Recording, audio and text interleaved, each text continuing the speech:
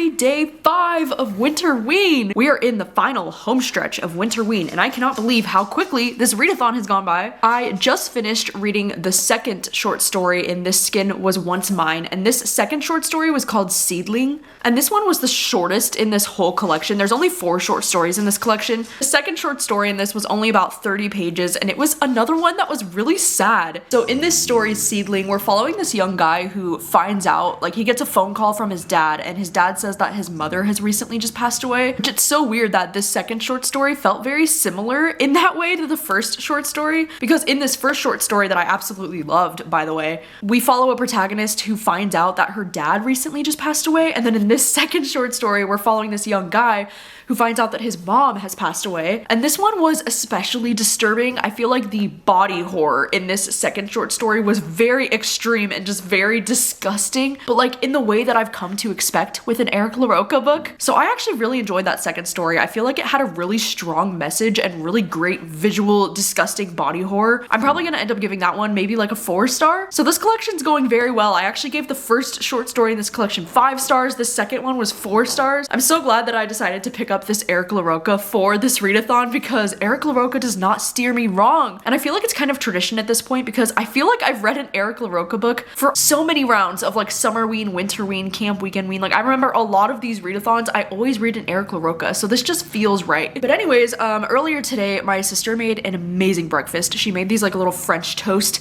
like pieces. Unfortunately today, you know, me and my sister, we did have plans to like go out into the world and we wanted to go and see Godzilla. My sister actually has already seen the Godzilla movie, but I haven't seen it yet, and so I really wanted to go and see it, but the closest theater that's even playing this Godzilla movie is an hour away from us. And like I was willing to go, I was willing to drive down there and do it, but it's actually so windy and so like rainy, and we're having a weird like wind rainstorm out there today, and I just like the idea of driving in the wind and the rain for an hour there and an hour back, like it just didn't feel like something we were up to doing today. So just once again, the winter weather just like ruining my plans.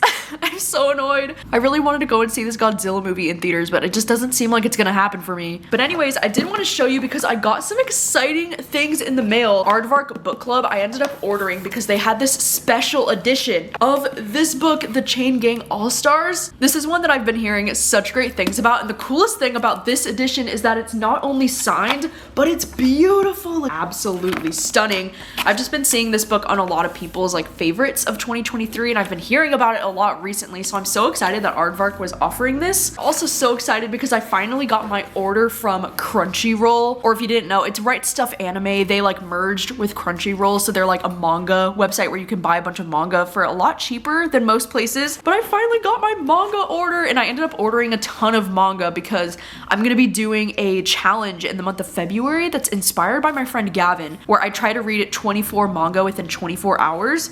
And so I had to pick up a bunch of different manga specifically for that challenge because I don't own like too much manga, and so I wanted to pick up a few that I was really interested in. Just to quickly show you which manga I ended up getting, I got Alice in Borderland Volume 7, which I'm obsessed with that series. I got this one too, The Yakuza's Bias, because everybody's been telling me to read this one because it involves like a K-pop idol and it just sounds really fun. I also got the first volume of Happiness, which is a series that I've been super intrigued by because it's the same author as Blood on the Tracks.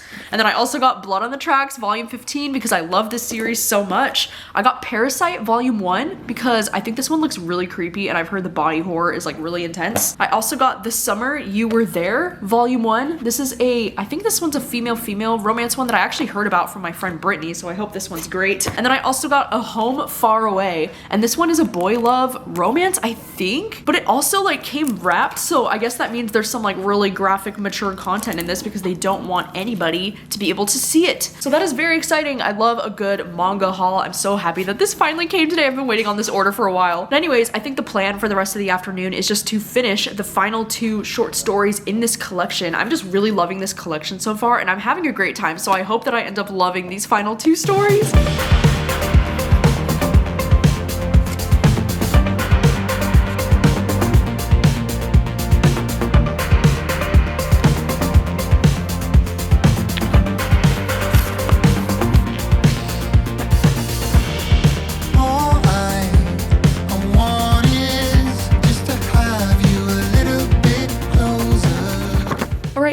It is now 3 o'clock in the afternoon, and I'm back with an update because I just finished reading This Skin Was Once Mine. Dude, Eric LaRocca, what the heck? He's really, truly something else when it comes to writing horror books. So I just read the 2 short stories. The first one was called All the Parts of You That Won't Easily Burn, and then the last story is called Prickle. And I've got to say, I think that story, All the Parts of You That Won't Easily Burn, I think that one was 5 stars for me. Like, I freaking loved it. It was so weird and so disturbing, and probably one of the most, like, unsettling things that I've read in a long time. Like, it definitely made me feel a little bit squeamish, because in this story, we're following this guy who goes to buy a knife for his husband for their, like, dinner party, and the shopkeeper has, like, this really weird obsession and fixation thing that he does, and that's pretty much all you need to know. That short story is about, like, 60-ish pages long, but, like, that short story had me so uncomfortable.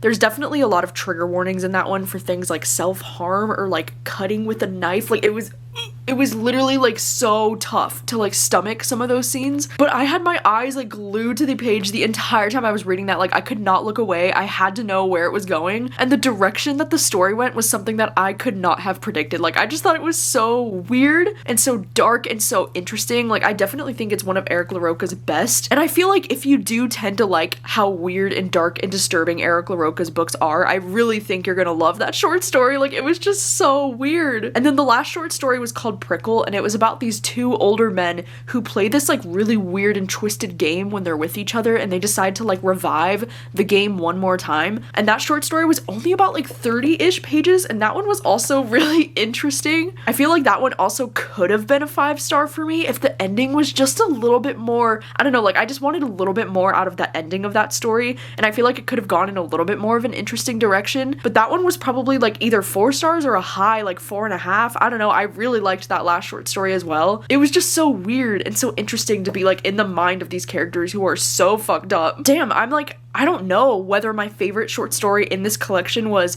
that first one, This Skin Was Once Mine, or if it's All the Parts of You That Won't Easily Burn. I think it might actually be that 3rd story that's my favorite in this, because that 3rd short story is gonna stay on my mind for a very long time. Like, I can just feel it. It's just so unsettling and so disturbing, and I think because it's something that made me kind of, like, squeamish personally, like, it's something that's gonna stay on my mind for a long time. But gosh, if you're interested in reading this collection, I would definitely recommend reading the trigger warnings before to make sure that this is something that you can handle, because it is a lot. It is very dark. Most of these stories also do have this, like, sadness to them, you know, especially the first 2 short stories in this collection, because they mostly are revolving around characters who are dealing with grief and, like, the death of a parent. Gosh, wow, Eric LaRocca has done it again. I think I'm gonna give this collection 5 stars. Like, I think I have to give this collection 5 stars just because of how much I enjoyed all of the stories in this, which is truly incredible that my first 5-star of 2024 is going to no one other than Eric LaRocca himself. How amazing. This is so well deserved. I feel like Eric LaRocca just continues to improve, especially when it comes to these short stories. I mean, his, you know, short story Things Have Gotten Worse Since We Last Spoke is one of my favorite short horror stories of all time. I really loved the collection that he came out with last year, the one that's called The Trees Grew Because I Bled There,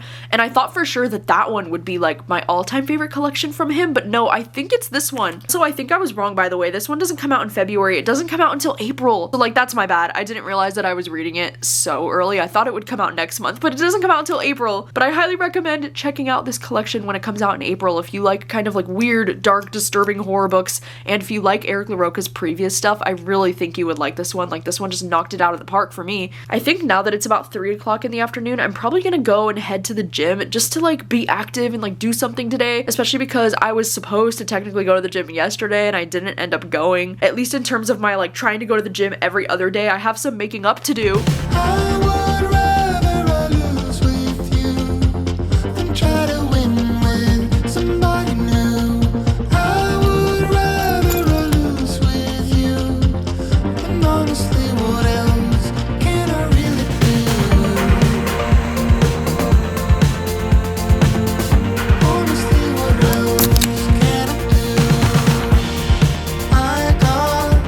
This feeling getting harder to tell.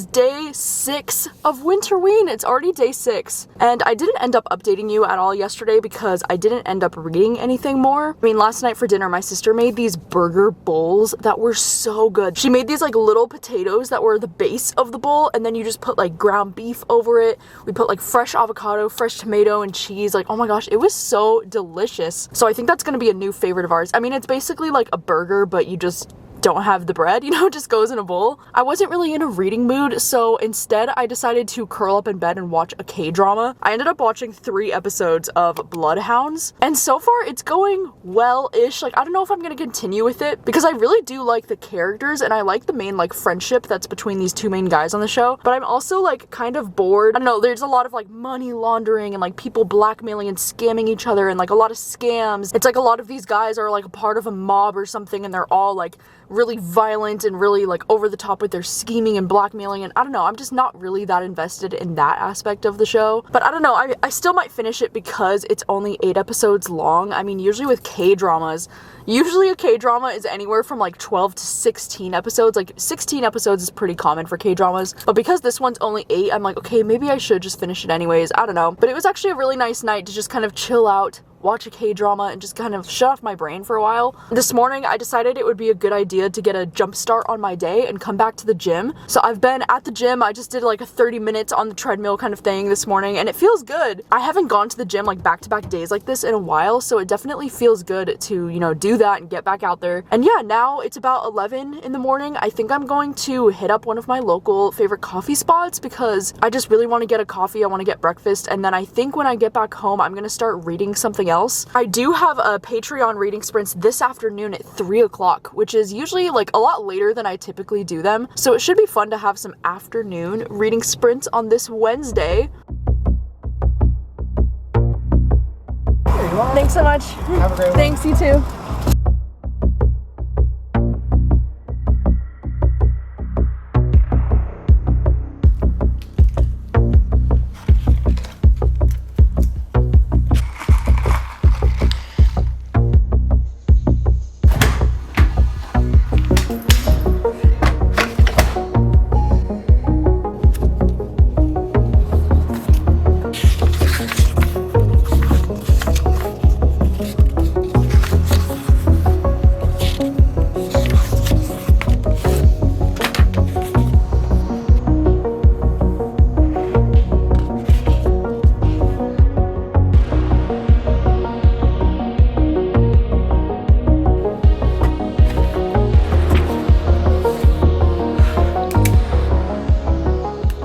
Hello, I wanted to do a quick update because it's about almost 6 o'clock at night. I have started on Bloom. I am now 76 pages in. I just hit chapter 8, and I'm actually doing reading sprints right now on Patreon with my friend Katie. And my friend Katie heard that I was reading this, and she just decided to start reading it as well. So we're kind of doing a cute little unplanned buddy read at the moment. But this is one that I've been really excited to read because I've only heard that it's sapphic and it's horror. And I know that my friend Riley ended up having this as her #1 book of 2023. So it definitely had me intrigued, but I kind of went into this without knowing anything else more about it. And this book has been interesting so far. We're following this protagonist named Rosemary, and she ends up meeting this woman named Ash when she's at like a farmer's market. This woman Ash is selling cupcakes and like soaps and different things like that at the farmer's market, and they immediately like have a conversation and get to know each other. And our main character Rosemary, she's kind of instantly like insta love, very obsessed with her, and she's like, I thought that I was straight, but like this woman is the most beautiful woman that I've ever seen in my life. And it's very like insta love between these two. I keep going back and forth between feeling like I'm loving the writing and then finding it to be a little bit cringy, but I'm also kind of like, is this book intentionally trying to be cringy? Because our protagonist Rosemary, she's definitely one of those like academic types where she's very kind of pretentious in a way. Like she just has a very big vocabulary of words where she's kind of difficult to understand at times. And the insta love is a little bit like insta love. It's like she's just very instantly obsessed with this girl. It's almost giving like Joe Goldberg vibes now that I think about it. The way that she's narrating this this book, it's almost kind of like Joe Goldberg, but like in a female character instead. And she's just immediately like obsessed with this girl. So it's interesting so far. Like the writing is definitely pulling me in. I mean, the fact that this book is only about 200 pages is very interesting to me because I can't wait to see where this goes. I feel like as a protagonist, like, I don't know, so far I'm finding her to be a little bit annoying, but also she'll say some things that I find to be so relatable. I found this one quote to be really relatable when she says she wonders what it would be like to be part of a generation that could afford to own a house and take extravagant vacations at her age, but is also somewhat charmed by the feeling of freedom she gets from owning nothing. I definitely feel that because it's like, yeah, what is it like to be a part of a generation that can actually afford a house? Like, I wouldn't know. But I also totally relate to the idea of kind of like romanticizing this idea of like, I have so much freedom because I'm not tied down to a house right now. I feel like so far she's written in a way where she's kind of intentional with her, like, I don't know if we're supposed to like her, if we're supposed to be rooting for her as a character. Like, I can't really tell what the vibe is yet. And I'm like, there's no way that this girl Ash is as perfect as she's like making her out to be in her head. I feel like it's gonna be one of those things where she gets really obsessed with this girl and she thinks that she's perfect, but she's like not nearly as perfect as she's thinking she will be. I'm just really curious, I guess, in terms of like horror to see where this goes, because this is feeling very, you know, like these two girls meeting at a farmer's market and getting to know each other. It's feeling very like almost romance vibes so far, but I have some ideas for where this could be going, so I do hope that I'm wrong, and I can't wait to see where the rest of this book goes. I'm still doing reading sprints with Katie right now. I think I'm going to continue doing reading sprints. I'm probably going to make dinner soon because I'm starting to get pretty hungry, so hopefully I can get a good chunk of the way through this tonight. I mean, it's only 200 pages, so I feel good that there's a chance I could try to finish this tonight.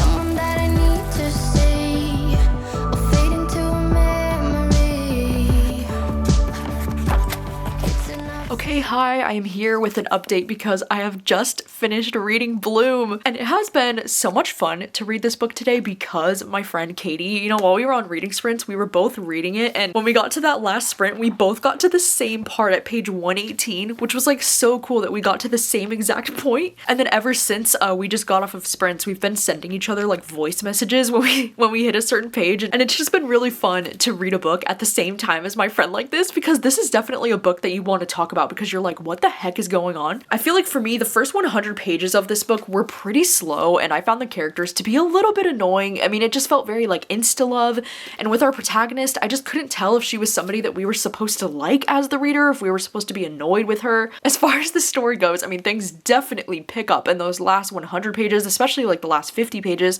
This book just turns into absolute and total chaos in the way that I was hoping for. I guess my only thing with the ending of this book is that I did find the ending to be pretty predictable. Like, I don't know, like me and Katie were discussing like different theories, and we were almost 100% right with everything that we were theorizing about. But at the same time, like, I don't know if it really took away my enjoyment knowing what was going on in the story, because I still had a really great time reading it, and like I was still on the edge of my seat, like flying through the pages because I wanted to know what was gonna happen next. And like, I don't know, even though a lot of this story was predictable, I still thought the last chapter was like so good, because the last chapter is something that I didn't really see coming, so there was still something about the ending that ended up really surprising me that I really liked. Just the last chapter in general just had my mouth like hanging open in shock because I was like, oh shit. But I feel like this is definitely gonna be a book that stays on my mind for quite some time. I mean, I really loved the setting of this book because I love that most of it takes place either at this farmer's market where these two girls met, or a lot of the story does take place at this farm, you know, where Ash lives. It was just very atmospheric in the setting, I guess. Like, I feel like I could easily visualize Ash's farm, and this book, the way that it would describe like certain scents, because like, you know, this girl, she makes a lot of like cupcakes and soaps and like different things like that, so the way that it would talk about like the texture of the food and the tasting of the food and the smell of the soaps, it was all very like stimulating in terms of like your senses. Like, you feel like all of your senses are activated while you're reading this, because this book made me so freaking hungry, the way that it was talking about the cupcakes and the food, and like she makes bread and shit. I just don't know how I really feel about the writing in this book, because at times I felt like the book was written in a way where our main character was being a little bit pretentious or like a little bit like, I have a college degree and I'm smart. Our main character, she was ignoring so many red flags and just kind of being dumb when I'm like, okay, you claim like you're so freaking smart and you have a college degree, but you're ignoring every single red flag that this girl's throwing your way. But I still had a really fun time with this book. I'm probably gonna end up giving this one 4 stars just because with all of my little like nitpicky issues with it, I don't feel right giving this a full 5 stars, but I still had a really fun time with this one, and this is one that I would go around recommending because I do think it probably will surprise a lot of people. And I just think it's really interesting. It's horror, it's sapphic. It checks a lot of boxes for me, you know, when it comes to horror books. So I'm so glad that I finally read this because I've been wanting to read this for weeks. Tomorrow is actually the last day of Winterween already, which is so wild. I think my plans for tomorrow is just to chill and read Mapping the Interior by Stephen Graham Jones. I think we actually are supposed to get some snow tonight. I don't know how much we're expecting it to snow, but they keep saying this upcoming weekend we could be getting like a lot of snow. Like we could be getting snowed in this weekend. So I don't know how much snow to expect overnight tonight.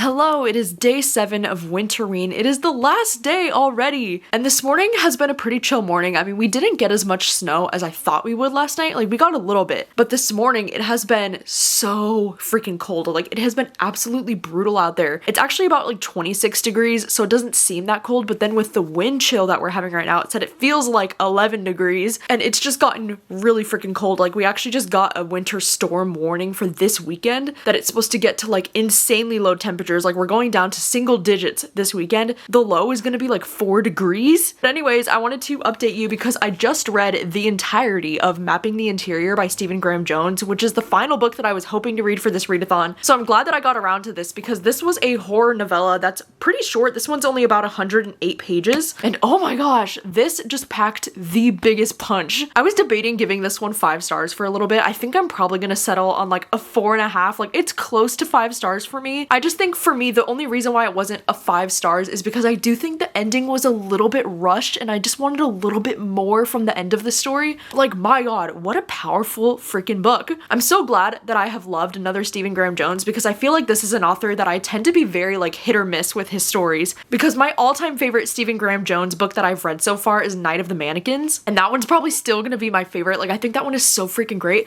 but this one is probably my second favorite that I've read from him so far. This one was so powerful, and in this story we're following this young boy who's about like 12 or like 13 years old, and he's living on a reservation with his mom and his younger brother, and he thinks that he sees the ghost of his father like standing in the living room. And this one is definitely more of a literary horror type book. It's definitely more of a slow burn. It's more of a character study, and I would say the horror elements of this book are really not too prevalent like throughout the story. Like, they definitely take a back seat, but gosh, just the way that this book is written just left such a huge impact on me. And I just feel like this book was really freaking sad. Like, it was so depressing to read this because I feel like a lot of this book just touches on grief and how hard it can be to lose someone that you love. But also, as an older sibling, I feel like I really connected in this story with this older brother and the way that he wants to be protective of his younger brother, and how difficult it can be when things are out of your control and there are just some things that you can't protect your younger sibling from. It was absolutely heartbreaking to read some of this for me because I related so much in that way. Just some of the writing in general I found to be really beautiful. Like, one of the first scenes when he first sees his father's ghost, he sees that he's in this outfit that they wear for like, I think, traditional dancing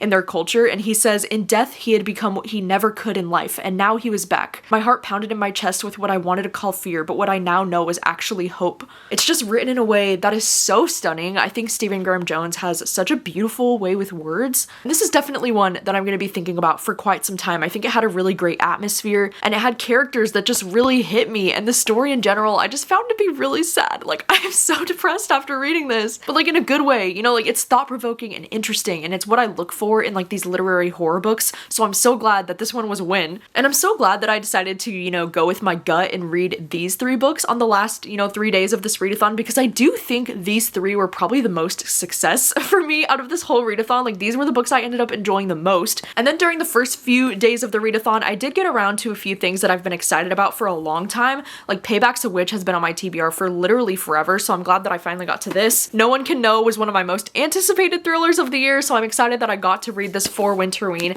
And then also A Guest in the House was a really surprising, kind of cool graphic novel that has recently been put on my radar, so I'm glad that I got the opportunity to read this in the dark this week. So yeah, that is a wrap on my Winterween. I was able to get to 6 things in 7 days, so I would definitely consider that a success. And even though halfway through the week I completely lost inspiration for the TBR that I had built, I'm glad that I was still able to get to 6 things that I was really interested in. You'll have to let me know if you participated in Winterween this year. How many books did you read for Winterween? What was the best book that you read for Winterween? And just let me know how the week in general has been going for you. I feel like so far 2024 has been off to a pretty good start with my reading year. Like, I've been reading some things that I've really been loving, and so it's giving me a lot of good feelings about my reading journey on this year so far. Also, just a heads up, I thought I would mention it here because if you missed it, I am going to be hosting my first ever Trova trip to Italy this October, and I would absolutely love for you to join us. If you're at all interested in the idea of traveling with me and some other bookish friends later this year, I'll have all the information linked down below, but I could not be more excited about this Trova trip. It's going to be happening in October. We're going to be doing so many exciting things. It'll be my first time ever in Italy, and so many of us on the trip, I think this will be a lot of our first times in Italy, and all of the people who have signed up so far are so lovely. I do have a few early bird spots left, which just means you get $100 off the trip price. So if that sounds at all interesting to you,